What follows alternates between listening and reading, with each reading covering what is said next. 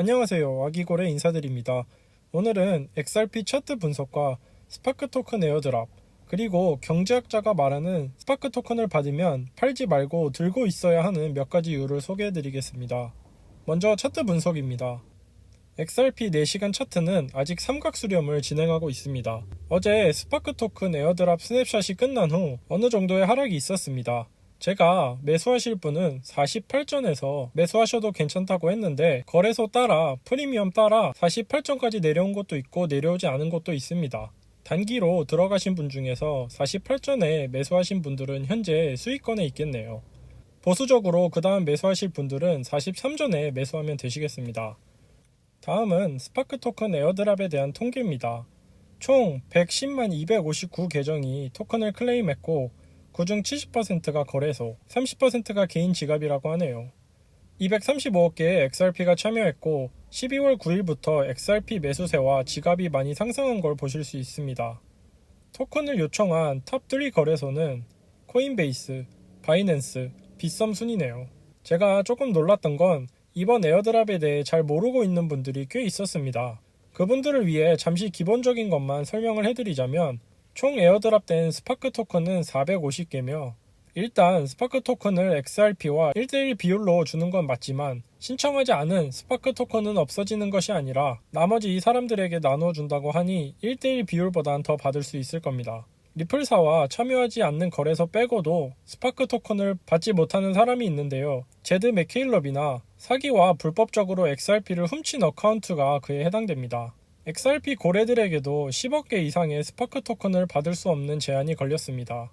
아마 이분들은 XRP를 다른 지갑에 나눠서 받으셨을 것 같습니다.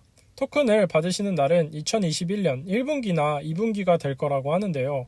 스파크 네트워크가 출시하면서 받으실 토큰의 15%를 먼저 받게 됩니다.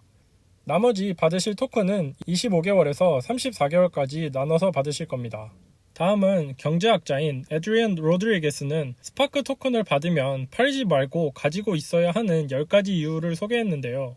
그중 몇 가지만 소개해드리도록 하겠습니다. 제가 문과라 이해하기 힘든 부분도 많았는데요.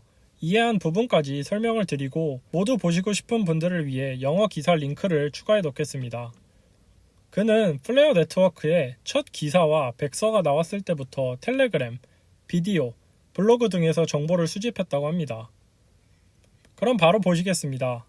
첫 번째 이유는 리플사에서 이 유틸리티 포크를 지원한다는 겁니다. 비트코인 캐시 같은 하드포크와는 다르게 12월 12일 이 유틸리티 포크는 XRPL에게 가치를 부여하게 됩니다. XRP 네트워크는 그들과 동의하지 않은 사람들에게 버려진 것이 아닙니다. 브래드 갈링하우스에 따르면 플레어는 XRP의 장점인 빠른 거래 처리 속도, 이더리움의 스마트 컨트랙 기술, 그리고 아발렌체의 합의 기술을 결합시켜 XRP의 유틸리티를 확장시킨다고 했습니다. 그리고 이것은 개발자로부터 하여금 대출과 탈중앙화 금융 같은 새로운 기능을 가능케 한다고 했습니다. 두 번째 이유는 스파크 토큰의 분배가 고객 알기 제도인 KYC를 마친 사람들에게 돌아간다는 것과 허용된 사람들에게 이루어진다는 겁니다. 우리는 대략 어떤 사람들이 메인 XRP 홀더인지 알기 때문에 토큰 분배에서 리플사와 제드 그리고 전 직원을 뺀다면 XRP 네트워크는 꽤나 탈중앙화 됐다고 할 수 있습니다. 또 토큰 판매를 하지 않고 잘 개발된 XRP 커뮤니티가 있기 때문에 상업 비용도 낮아질 겁니다. 다음 이유는 플레어 네트워크는 코스모스와 이더리움을 연결해 스마트 컨트랙 기능을 개발할 거라는 겁니다. 스마트 컨트랙의 한 예는 XRP를 빌려주고 빌릴 수 있는 겁니다. FXRP를 이용해 스마트 컨트랙으로 XRP를 1대1 비율로 받아서 XRPL을 쓸 수 있다고 합니다. 이것은 암호화폐 대출 플랫폼인 셀시어스가 하는 것과 비슷하지만 스마트 컨트랙을 통해서 한다고 합니다. 이 개발은 XRP 유저에게 디파이로 가는 문이 될 거라고 하네요. 다음 이유는 플레어 재단은 정해진 직무와 의무가 확실하며 사업 운영하는 일에 초점을 맞출 거기 때문입니다. 플레어 CEO는 거버넌스를 중요히 하고 회사의 근본 원칙을 오염시키지 않을 각 분야의 전문가를 통해 위원회를 만들 거라고 합니다. 여기서 거버넌스는 어떠한 시스템을 운영하기 위해 여러 사람들이 의사결정하는 과정을 말합니다. 그들은 이미 거버넌스 이슈에 많은 경험을 가지고 있으며 비트코인과 이더리움 같은 네트워크가 어떻게 운영됐는지 공부했기에 상당히 발전된 시스템을 만들 수 있다고 하네요. 다음은 참여자들이 네트워크에 데이터를 추가할 수 있고 보상을 받을 수 있는 이유 때문입니다. 이 사람들은 Flare Time Series Oracles, FTSO라고 부를 것이며 많은 정보들을 제공함으로써 데이터 추가의 근본적인 문제를 해결한다 합니다. 좋은 예는 코인마켓캡입니다. 그들은 코인겟코와는 정보를 모으는 방식이 다릅니다.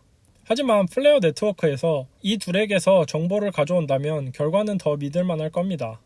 이런 데이터베이스 시스템인 탈중앙화 오라클은 이미 스마트 컨트랙을 개발하는 데 핵심이 되었고 암호화폐 시장에서 가장 중요한 자산 중 하나인 체인링크를 통해 증명하고 있습니다.